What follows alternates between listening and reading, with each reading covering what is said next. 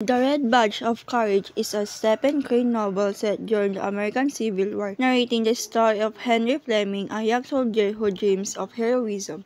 Despite facing battle, he deserts his regiment and longs for a Red Badge of Courage.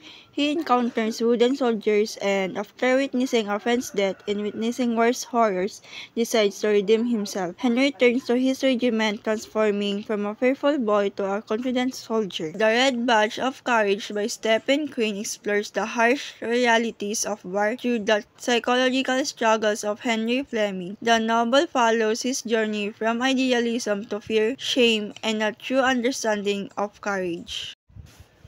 The Red Badge of Courage by Stephen Crane follows Henry Fleming, a young soldier who initially seeks glory in battle but is overcome by fear and shame after fleeing his first sight. The death of his friend prompts him to confront life's fragility and reassess courage, ultimately learning that true bravery lies in facing fears and accepting flaws. This story explores themes of war and identity.